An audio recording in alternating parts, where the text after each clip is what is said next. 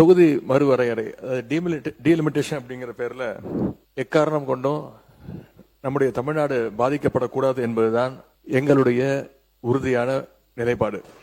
அது மட்டும் இல்ல, தற்போதைய மக்கள் தொகை கணக்கெடுப்பு அடிப்படையில் புதுசா டீலிமிட்டேஷன் கொண்டு வந்தா அது எவ்வளவு பெரிய ஆபத்தாக அமையும் அப்படிங்கறத இந்தியாவுக்கே முதலா சொன்ன இயக்கம் எங்களுடைய திராவிட முன்னேற்ற கழகம், எங்களுடைய தலைவர் அவர்கள் தான்.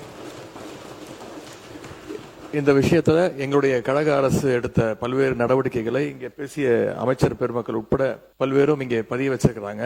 இருந்தாலும் நான் சில நடவடிக்கைகளை இங்கே பதிய வைக்க விரும்புகின்றேன். டீலிமிட்டேஷன் சொல்லி தமிழ்நாட்டுடைய எம்பிக்கள் சீட் எண்ணிக்கையை குறைக்க அனுமதிக்க மாட்டோம்.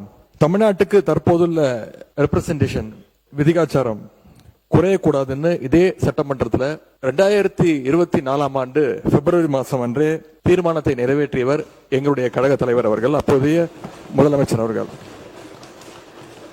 பிறகு சென்ற ஆண்டு பிப்ரவரி 2ஆம் தேதி இது தொடர்பாக ஒரு அமைச்சரவை கூட்டத்தையும் கூட்டி எங்களுடைய முதலமைச்சர், எங்களுடைய தலைவர் அவர்கள் அப்பொழுது நடத்தினார்கள்.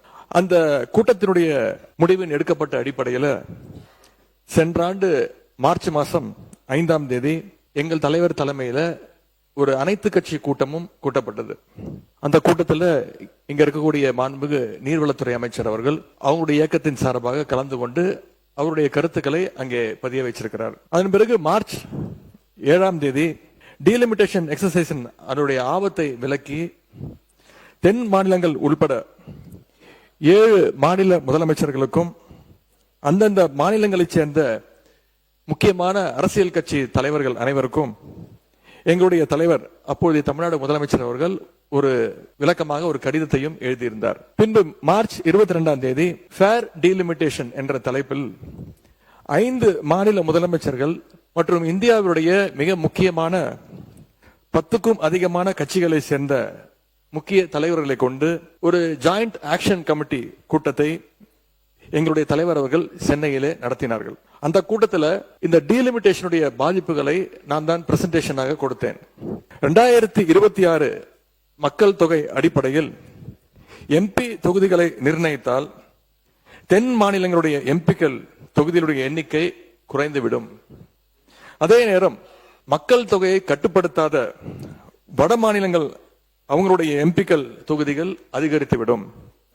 எனவே தொகுதி மறுவரை திட்டத்தை, இந்த டீலிமிட்டேஷன் ப்ராசஸை அடுத்த 25 ஆண்டுகளுக்கு நடத்தக்கூடாது, நிறுத்தி வைக்க வேண்டும். 1971 சென்சஸின் படியே மக்களவை தொகுதிகள் தொடர வேண்டும் அப்படின்னு அந்த பிரசன்டேஷன்ல நான் தான் விளக்கி கூறினேன். அதுவே அந்த ஜாயிண்ட் ஆக்ஷன் கமிட்டி கூட்டத்தில் முக்கிய முடிவாக எடுக்கப்பட்டது. இதை அடுத்து அந்த கூட்டத்தில் எடுக்கப்பட்ட முடிவை எங்களுடைய தலைவர் அவர்கள், அப்போதைய முதலமைச்சர் அவர்கள் மார்ச் 24ஆம் தேதி இதே சட்டமன்றத்தில் விளக்கி கூறினார்கள். இந்த ஆண்டு ஏப்ரல் 16ஆம் தேதி அந்த மசோதாவுடைய நகலை தமிழ்நாடு எங்கும் எரிச்சு எங்களுடைய எதிர்ப்பை நாங்கள் வெளிக்காட்டினோம். எங்கள் தலைவர் அவர்களே, அப்பொழுது முதலமைச்சர் அவர்கள், எங்களுடைய தலைவர் அவர்களே அந்த போராட்டத்தில் கலந்து கொண்டு அந்த டீலிமிட்டேஷன் மசோதாவை எரித்தார்கள். அந்த மசோதா தோற்கடிக்கப்பட்டதை இந்த தீர்மானத்தில் இந்த அரசு குறிப்பிட்டிருக்கு.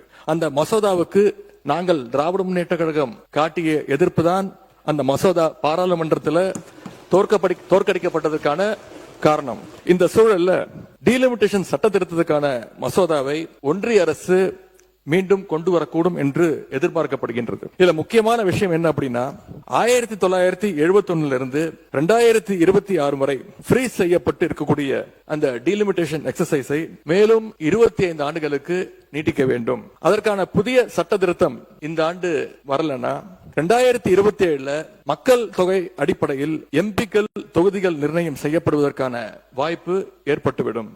அப்படி செய்யறதுக்கான அதிகாரத்தை அரசியல் அமைப்பு வழங்கி இருக்குன்னு சட்ட வல்லுநர்கள் தொடர்ந்து கூறி வருகிறார்கள். திராவிட முன்னேற்ற கழகத்தை பொறுத்த வரைக்கும் 33% மகளிர் இடஒதுக்கீட்டை நாங்கள் முழுமையாக ஆதரிக்கின்றோம், வரவேற்கின்றோம். ஒருவேளை மகளிர் இடஒதுக்கீடு மசோதாவுக்காக டீலிமிட்டேஷன் எக்ஸசைஸ் செய்யப்பட்டா 1971 மக்கள் தொகை அடிப்படையிலேயே செய்ய வேண்டும். அதுல ஏதாவது மாற்றம் வந்தா நாடாளுமன்றத்தில் தமிழ்நாட்டு எம்பிக்களுடைய விதிகாச்சாரம், நம்மளுடைய ரெப்ரசன்டேஷன் இப்ப இருக்கக்கூடிய 7.18% சதவீதத்தை குறைக்க அனுமதிக்க கூடாதுன்னு மீண்டும் வலியுறுத்தி சொல்லி அரசு கொண்டு வந்திருக்கக்கூடிய இந்த தீர்மானத்தை நாங்கள் வரவேற்கின்றோம்.